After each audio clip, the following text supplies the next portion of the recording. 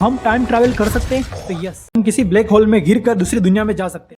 क्या कभी आपने ऐसा सोचा या महसूस हुआ है कि आपके अंदर से कोई ऑब्जेक्ट या कोई पर्सन निकल रहा हो? नहीं समझ आया ना? फिल्म इंटरस्टेलर में एक ऐसा ही सीन बताया हुआ है जिसमें कूपर अपने ही कमरे में बंद हो जाता है। उसके बाद वो एक सीन में अपने आप को ही देखने लगता है। मतलब ये कि वो उन सब इवेंट को देख पा रहा है जो उसके पास्ट में अभी तक हो चुका है। तो क्या आपको भी कभी ऐसा महसूस हुआ है कि आपके आसपास कुछ हलचल हो रही है? मैं हूँ नितिन शर्मा और आज हम बात करने वाले हैं फोर्थ डायमेंशन के बारे में। फोर्थ डायमेंशन का मतलब दूसरी दुनिया। फोर्थ डायमेंशन पूरा साइंस पर बेस्ड है। इसका मतलब हम किसी ब्लैक होल में गिरकर दूसरी दुनिया में जा सकते हैं। एक American theory string field theory, जिसके अकॉर्डिंग यूनिवर्स में total 26 dimension. Super string theory evidence देते हुए कहती है कि यूनिवर्स में टोटल 10 डायमेंशन है।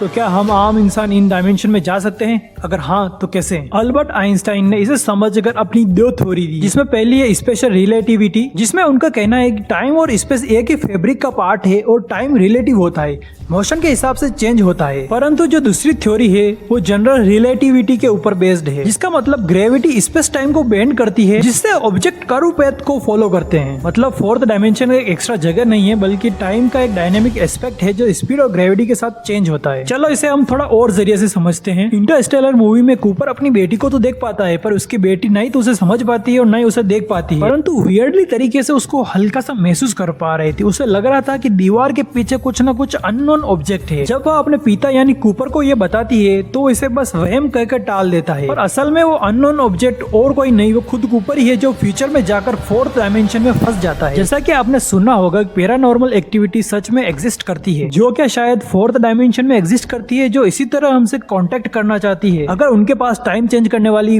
पावर है तो सोचिए जो 10th डायमेंशन में है वो कौन है? गॉड। इंटरनेट पर ऐसे बहुत से वीडियो हैं जिसमें साफ रूप से बताया गया है कि अगर आप एक डायमेंशन से दूसरे डायमेंशन में जाते हैं तो आपको टाइम कंट्रोल करने वाली पावर मिल जाएगी। पर किसी ने ये नहीं बताया कि एक डायमेंशन से दूसरे डायमेंशन में जाया कैसे जाता है। तो आज हम इस वीडियो में उसी के बारे में बात करेंगे कि आखिर हम एक डायमेंशन से दूसरे डायमेंशन में कैसे जाएं। आइंस्टाइन के मुताबिक फोर्थ डायमेंशन टाइम है और हम उसमें ऑलरेडी मूव कर रहे हैं। परंतु एक थ्योरी के अकॉर्डिंग अगर हम स्पीड ऑफ लाइट के करीब ट्रैवल कर टाइम को स्लो कर देते हैं, उसके साथ ही हमें स्ट्रॉन्ग ग्रेविटी और वॉर्म होल्स की जरूरत पड़ेगी। स्ट्रॉन्ग ग्रेविटी के साथ अगर हम टाइम को स्लो कर देते हैं तो हम आराम से फोर्थ डायमेंशन में एंटर कर सकते हैं। पर ये एक ऐसी थ्योरी है जो आइंस्टाइन के मरने के बाद इस पर काम करना बंद कर दिया। यह नासा दुनिया को नहीं बताना चाहता कि वो अभी भी इसके ऊपर वर्किंग प्रोग्रेस है। यह नासा ने इसे हासिल कर लिया है। और एरिया 51, जिसके बारे में आपने अभी तक नहीं जाना हो तो हमारी वीडियो देख सकते हैं, उसमें मैंने बताया है कि एलियन के ऊपर पहले से स्टडी करी जा रही है जो टाइम ट्रैवल और टेलीपोर्शन के ऊपर बेस्ड है। आपने मार्वल की सीरीज लोकी तो देखी होगी, जिसमें क्लियरली एक्सप्लेन किया हुआ है कि अगर पर्सन अपनी चॉइस को छोड़कर नई चॉइस लेता है तो उस हिसाब से एक नई टाइमलाइन बनती है। तो क्या असल लाइफ में भी ऐसा हो सकता है?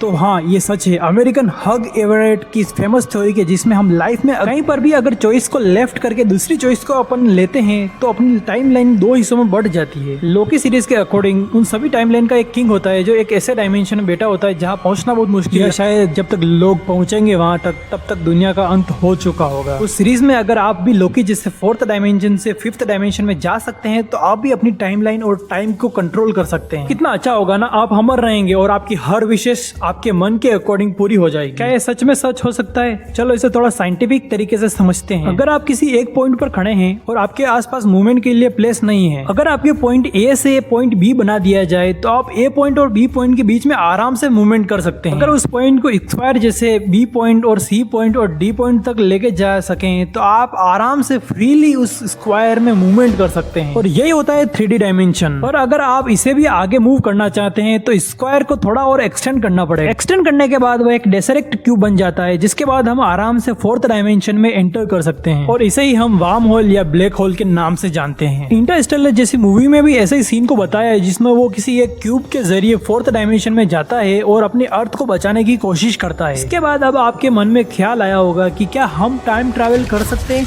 तो यस, पैराडॉक्स थ्योरी के अकॉर्डिंग हम टाइम ट्रैवल कर सकते हैं, जिसको समझने के लिए आपको वीडियो में एक कमेंट और एक लाइक ड्रॉप करना है।